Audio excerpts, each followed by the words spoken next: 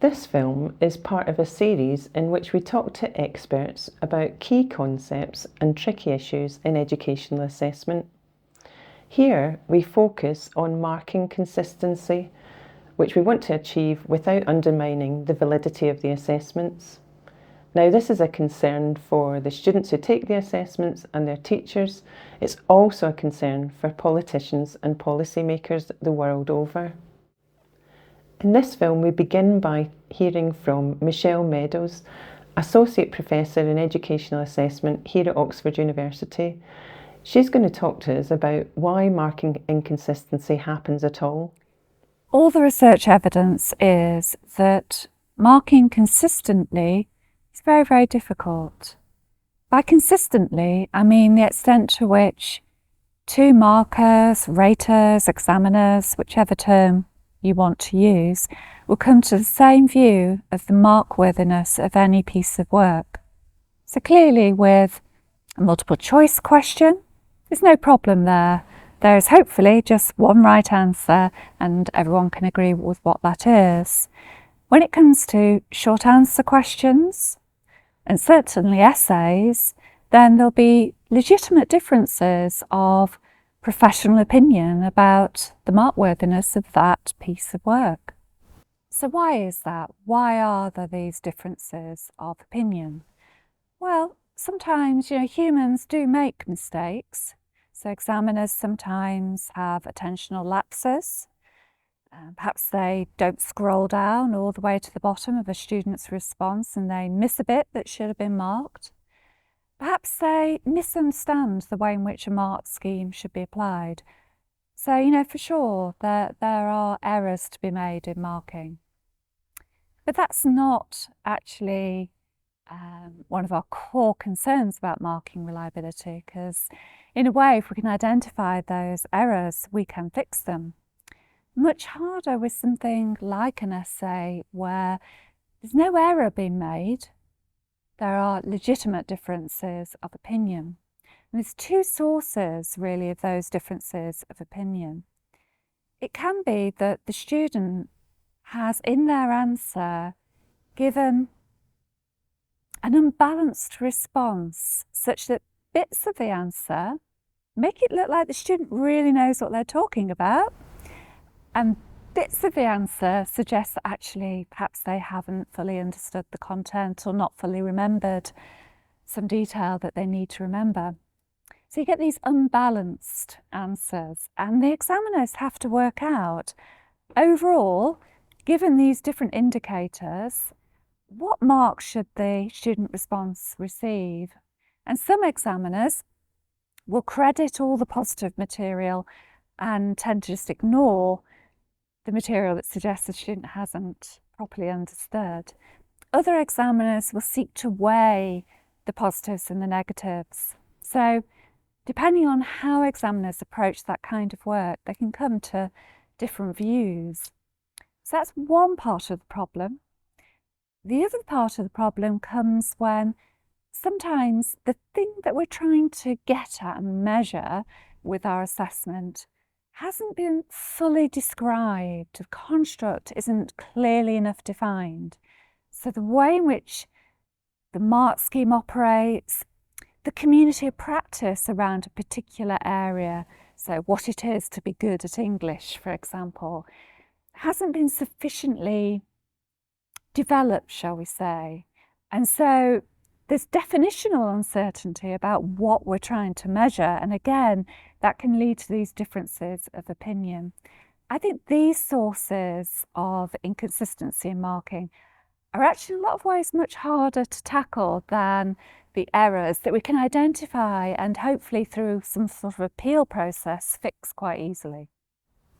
Research shows that the thing that drives consistency of marking is very much item format.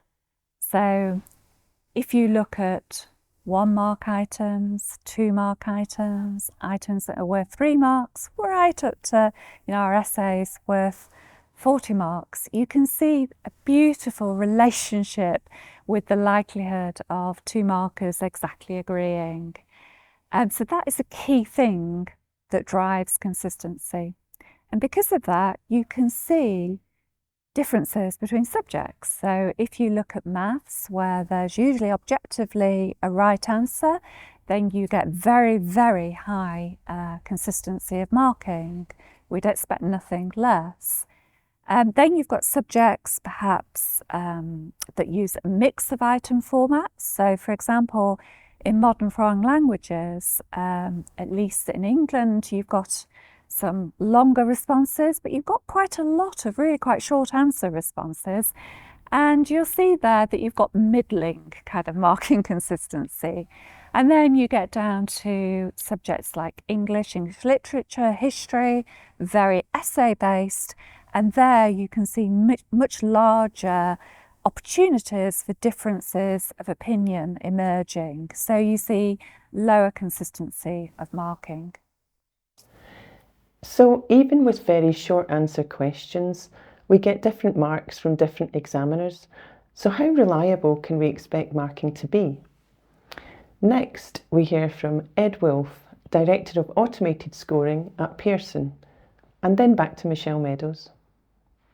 The level or reliability, consistency of human marking can vary a good bit. It'll depend on the complexity of the decision-making process that we're asking markers to engage in. If we're, for example, evaluating factual accuracy that's based on correct and incorrect decisions, we could expect marker agreement to be very high. Probably in the U.S. In the U.S. we have very few score points for most prompts, up to 6, and we might expect on a correct incorrect decision about 90% or better agreement between raters. When the evaluations require more distinctions, that is, we have more score points or we have more traits that are being assessed, we typically would expect a lower standard to be achieved. A simple level of complexity with a few score points, we might look at 80% perfect agreement. With a highly complex construct with numerous score points, we might expect agreement as low as 60%. So regarding benchmarks or guidelines for what our standards ought to be with respect to marking accuracy, there are two sources that my experience guides me toward. The first is there are published standards for measurement. APA has some, American Educational Research Association, National Council of Measurement and Education. They have what we refer to as the standards. And the standards are prescriptive in terms of the types of evidence and the types of activities that we should be engaging in order to ensure a high level of marking agreement or reliability, but they don't specify specific values. And so the second piece of information that I typically refer to are published examples. And so we look at high stakes marking context and see, okay, what is typical in the published literature regarding how high for a particular construct, for a particular type of scoring guidelines, for a particular number of score points, etc. What is the range, especially looking at the upper range of reliabilities that we're seeing published? There are different ways in which you can quantify the reliability of marking. So one of the things that you can look at is the extent to which the marks given by two examiners correlate. So generally you'll see relatively high correlations, even in subjects like English, which there's an opportunity for difference of opinion in a subject like English. So that's one way you can look at correlations. So for English, you might get correlations of 0.7 between two markers. The other way that you can look at it is the extent to which two markers agree on the exact same mark.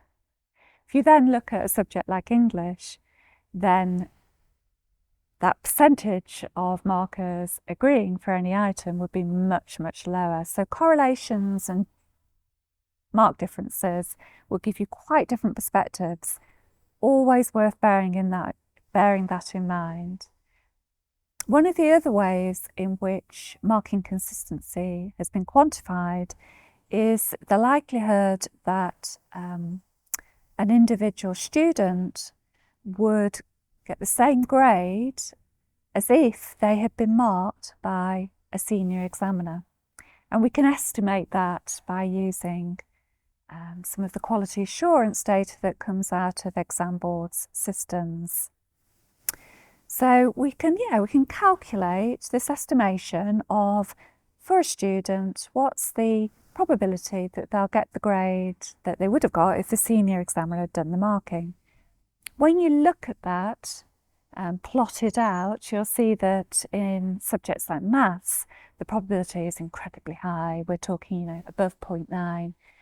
If we get down to English literature, history, the probability is much lower. So there we're looking at something around 0.5 or even maybe slightly lower than 0.5.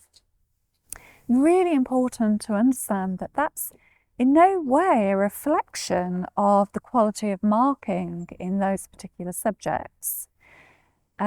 This is the nature of trying to measure things that are not directly observable, and things that are really complex and subtle.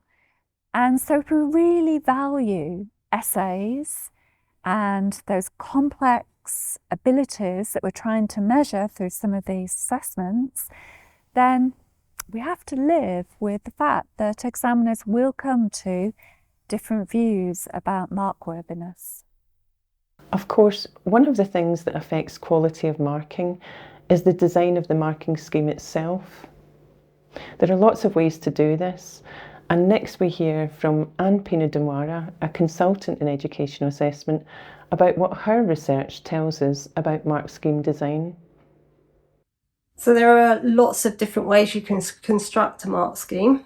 You can have points-based mark schemes, you can have levels-based mark schemes, you can have holistic marking.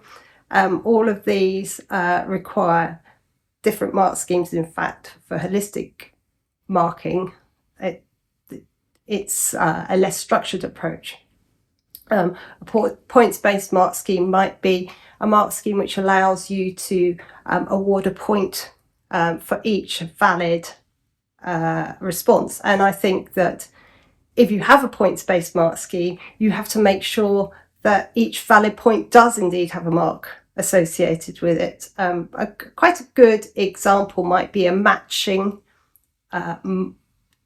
question where you have 4 definitions and 4 words, and they have to be matched up to one another. If you have 4 marks for that question, then somebody who gets 2 things correct will automatically get, somebody who gets 3 things correct will automatically get 4 marks. So there's not a match between the number of decisions that need to be made there and the number of marks you award. So I think it's very important to be able to show where all the marks are coming from. With a levels-based mark scheme, you would end up with the mark scheme divided into levels, and then there would be marks within each level. With a levels-based mark scheme, you would expect the levels to be clearly defined, and the transition between levels to be clearly defined. And then the marks between the levels would have to be appropriate number of marks between the levels in order to allow effective differentiation between the candidates within a level, but not so that it wasn't easy to pin down where a candidate should be. Mark scheme construction is key to marking reliability. Mark schemes need to be constructed alongside questions. It's really important that we know what we want to elicit from a question before we write it, we need to know what skills we want to elicit. On a very practical level, mark schemes need to award marks that are of equal value. So the difference between a mark of 1 and 2 is the same as the difference between a mark of 3 and 4. Otherwise, we end up giving different weights to different parts of the assessment. And if the assessment is designed to be testing a whole range of skills, we want the skills to be correctly weighted within the assessment. So that would be my first rule.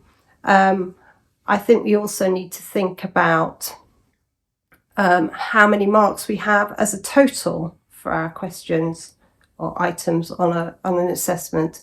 Are the number of marks appropriate for the level of detail in the question, and can the marks be attributed to key points that you're expecting the students to make? If you have too many marks on a mark scheme, you can end up just having spurious differences between your candidates. Also, if you're writing your mark scheme and you have too many marks, you can't differentiate between the marks effectively to be able to defend the marks that you give. So if you have levels in a mark scheme, you want to be able to clearly define the transition points between levels so that you can effectively award the levels. Another thing about mark schemes is that you want them to be as simple as possible. You don't want to have a massive cognitive load on the examiners. They need to be able to access the information they need easily. Obviously, this is quite difficult if you have multiple possible responses to the questions. So with the levels of response mark scheme, you have the individual levels, and if you don't have the same number of marks in each level, then what you end up doing is biasing, or could end up doing, is biasing the mark distribution, because often with the levels of response mark scheme, you're asked to choose a level, then choose the marks within the level. So if you choose a level and there are 4 marks in it, you've got 4 choices you can then make within the level. If you choose a level and there are 2 marks in it, you've only got 2 choices. So if that is all within one mark scheme, the probability of you getting a given mark in a particular level, if there's only 2 marks, is 50%. And the probability of you getting a mark if there's 4 marks in the level is 25%. So naturally, you affect the distribution of the marks within the levels. And that could potentially be beneficial, but it's more likely to be a risk of ending up with not using some areas of the mark distribution. So then you end up with the marks not being worth the same amount. And I think that's important. I think every mark should be worth the same amount. Okay, so some material in a paper might be harder than other material in a paper. So this idea that you should have a mark worth the same amount in each time it's awarded can be addressed by having different maximum tariffs for the marks. So for the questions, so an item which is more difficult will have a higher mark tariff. And that's how you get around having the same marks worth within a paper. The maximum tariff for a question should be set based on the assessment objectives or importance of various different bits of the curriculum or the syllabus which have been put into the assessment. So, a well-designed marking scheme can help foster consistent marking. Another seemingly obvious way to do this is to have multiple marking, double or triple marking of the student's work. This is something that we do a lot in higher education, and I have to say that when there's extended responses and discussion of those, it can really foster the understanding of the criteria. But what does the research have to tell us about this? Here we hear again from Michelle Meadows. So often people will look to some form of multiple marking, be that double marking, triple marking, as a kind of panacea for these problems. I have to say that there's very little quantitative research that really looks at the impact that multiple marking can have. Particularly for the kinds of assessments that we have in England, like our essays and constructed response items. But those studies that do exist, that have really sought to quantify this effect, have actually found that by having double marking, you might improve marking consistency by less than 1 mark. So for sure, the gain is there, but when you think about the resource that has to be put in, that's incredibly expensive, and there's probably better ways of improving marking. That said, in terms of live quality assurance of marking, then having some form of multiple views of the markworthiness of work seeded into that live marking, that's incredibly important in quality assurance. So multiple marking doesn't turn out to be the panacea that we might have hoped it would be. Well, what else can we do? Let's hear from Ed Wolfe again about other things that we can try to make marking more consistent. Yeah, the reason that it's so tricky to get humans to mark accurately is because it's a fairly complicated cognitive process. But I think that process can be facilitated by principles that we already know regarding cognitive psychology and learning. So about the cognitive process, it relies on somewhat abstracted descriptions of features that manifest themselves in different ways, and that's represented in a scoring guide. And then those descriptors are mapped cognitively onto a mental representation of the characteristics of a prototypical response at each score point. And then those prototypes represent potentially hundreds or thousands of responses that may have been previously reviewed. There are several ways that we could facilitate this process because we know a lot about cognitive psychology. The item design and focus, the more clear and concrete the construct that we're trying to assess is represented, facilitates that. Having a clearly formatted response that records the mechanisms via scaffolding of an examinee response. The rubric design and focus can help as well. The fewer features we have to track mentally, or the fewer distinctions that we have to make in the scoring guide, having more concrete and clearly defined features that we're trying to track, and having to make fewer decisions, for example, having to assess fewer traits. It's also facilitated by opportunities to learn. Being exposed to a very large number of clearly described examples helps. Having plenty of opportunity to practice, and having immediate and specific feedback about our performance when we're making these decisions. So people often ask me what my top tips are for improving marking, and actually I think that I'd like to repurpose that question and think about actually what are the best ways of ensuring valid assessment. I think the first way is obviously a good assessment, an assessment that measures what it should measure, an assessment which has been designed at the same time as the mark scheme, as an assessment where the mark scheme is very well related to the question, but also there are other measures that can be put in place. Good probity measures, ways of catching examiners that are not marking the way we expect them to. Also, item marking is a very good way to improve the overall reliability of the grade that a candidate gets. I think actually, we should say that the most important thing is that they get the right grade at the end. So item marking would help with that. So if you have multiple parts to a test, get different people to mark it, then their inherent biases are cancelled out.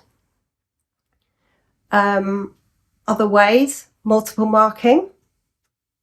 Take more than one view on a piece of work, or possibly even something completely different like comparative judgment, where pieces of work are compared to one another and multiple comparisons could be made, and then the pieces of work are put on a single scale. So all of these things will allow us to improve the outcome for the student.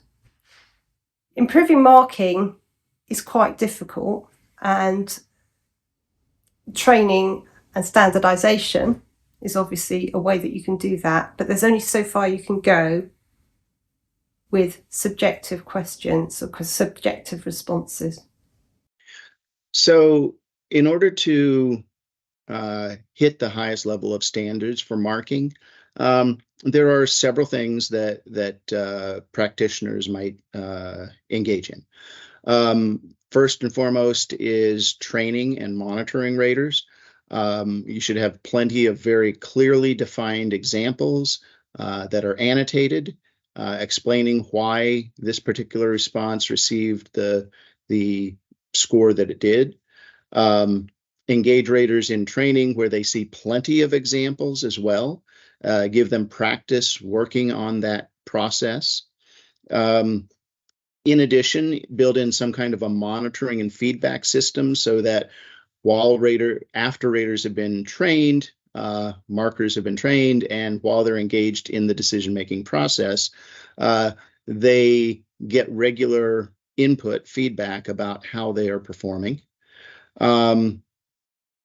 Sometimes people believe that the qualifications of the raters matter. In my experience, that only holds when we've got very specific content knowledge or skill-based knowledge that's being assessed. But we do want to make sure that the people that we're bringing in have the qualifications required in order to do the best job that they can. So I would say those three things are the primary types of features, characteristics of a marking system that we need to take into account. Who's rating, how we're training them, and the types of feedback that we're providing to them. Automated scoring, where it's done by computer, can be very helpful in producing consistent marking, and certainly this has been used for decades around the world. It's particularly helpful where there are a low number of marks, where there are multiple choice or closed question responses. But it's also used in essay marking. Now, this has raised concerns about whether there could be negative washback on teaching and learning from the scoring that's used, and as well as that, whether these automated systems will replicate the biases that we know that were inherent in human marking. Let's hear from Ed Wolfe on the pros and cons of automated scoring and on how these systems should be evaluated. I use the term automated scoring to refer to the training of a computer to assign marks to open-ended responses. I believe in the UK it's referred to as computer marking. We utilize at my work two types of automated scoring. We have machine scoring, which is algorithmic in nature.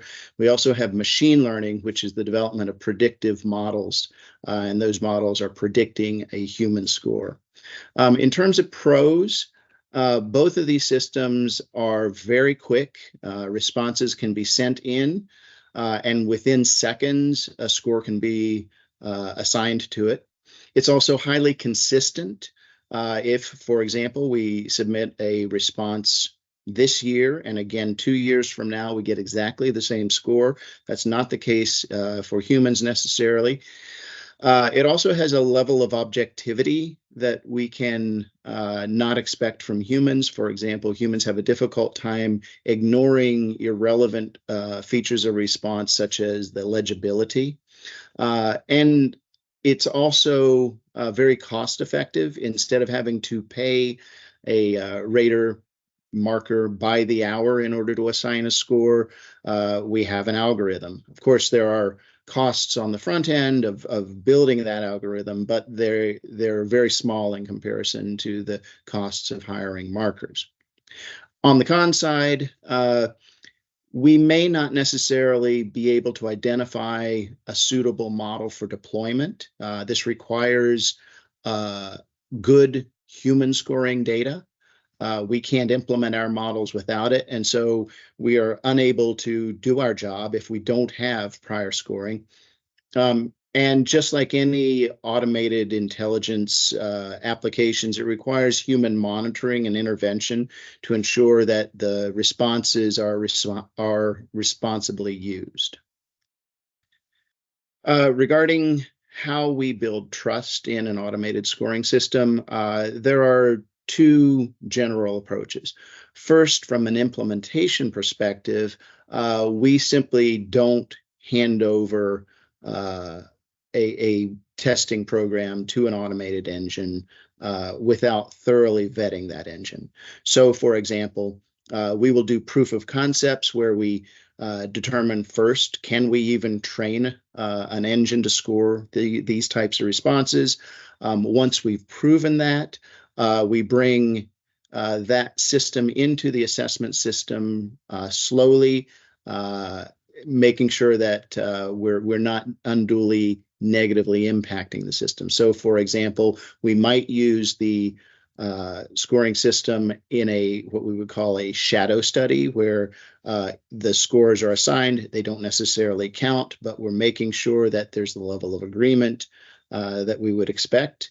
We might then bring it in as a second scorer, and then over a couple of years, if that system proves that it's scoring as we would intend, scoring as a human would score, we might even bring it into a first score. Regarding the building of trust in the system from a broader perspective, we do not bring these automated scoring systems in without human oversight at any point in time. We have people monitoring the development of the model initially. When they are deployed, we constantly monitor to see whether the performance maintains itself over time. We even have indices that indicate for particular responses how well we think that the engine has done on that particular response. And if our engine has a low statistical confidence in the score that it's assigning, we automatically send that to a human for review and overriding the original score if there's a disagreement. Quality of marking continues to be a thorny issue in educational assessment. We've seen that multiple choice tests will make for very reliable marking, but they don't assess the knowledge and skills that we might want to design into some of our assessments, so they're just not suitable for everything. This is going to be a continuing area for fertile research and for improvements in practice. Well, we might find that artificial intelligence is going to change all of this, and that is a feature of our film on digital assessments, which you might want to look at. Here you can find a QR code which will take you to the site that shows all of our films in the series. We hope you find them helpful.